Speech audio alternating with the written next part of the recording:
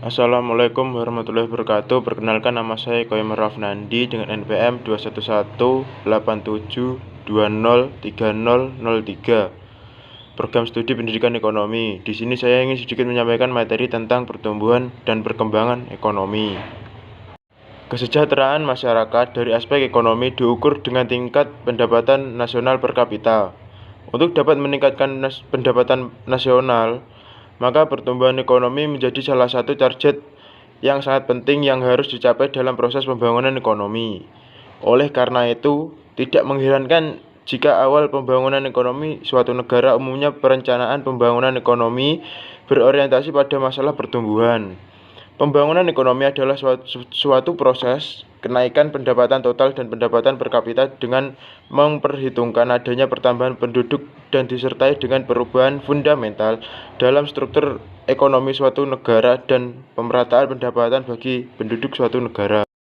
Pertumbuhan ekonomi merupakan penambahan GDP atau nilai produk berupa barang dan jasa sehingga terjadi peningkatan national income atau pendapatan yang diterima suatu negara. National income dapat merujuk pada GDP, GNP, dan NNP.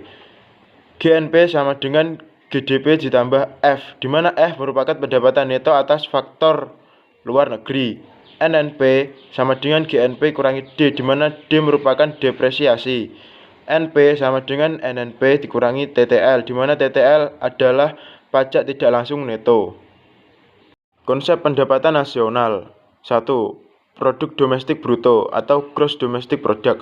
Jumlah nilai produk berupa barang dan jasa yang dihasilkan oleh unit-unit produksi di dalam batas wilayah suatu negara selama 1 tahun. 2. Produk nasional bruto atau gross national product. Meliputi nilai produk berupa barang dan jasa yang dihasilkan oleh penduduk suatu negara selama 1 tahun. 3. Pendapatan nasional neto atau net national income adalah pendapatan yang dihitung menurut jumlah balas jasa yang diterima oleh masyarakat sebagai pemilik faktor produksi. Bersama NNI dapat diperoleh dari NNP dikurang pajak tidak langsung. Yang dimaksud pajak tidak langsung adalah pajak yang bebannya dapat dialihkan kepada pihak lain seperti pajak penjualan, pajak hadiah, dan lain-lain.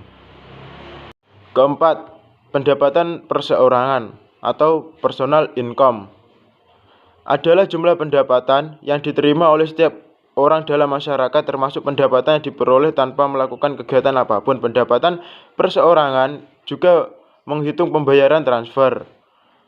Kelima, pendapatan yang siap dibelanjakan atau disposable income adalah pendapatan yang siap untuk dimanfaatkan guna membeli barang dan jasa konsumsi dan selebihnya menjadi tabungan yang disalurkan menjadi investasi. Pendapatan negara dapat dihitung dengan 3 pendekatan, yaitu 1. Pendekatan pendapatan, 2. Pendekatan produksi, 3. Pendekatan pengeluaran. Berikut rumus menghitung pertumbuhan ekonomi. Di sini G merupakan tingkat pertumbuhan ekonomi. PDBS merupakan PDB real tahun sekarang, sedangkan PDBK merupakan PDB real tahun kemarin. Pendekatan sisi penawaran agregat yang mencangkup pendekatan produksi.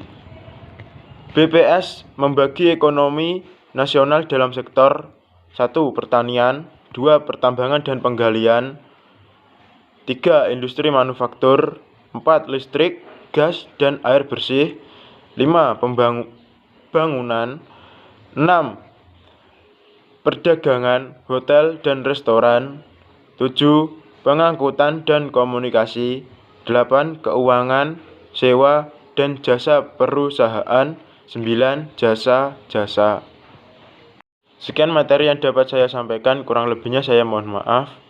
Wassalamualaikum warahmatullahi wabarakatuh.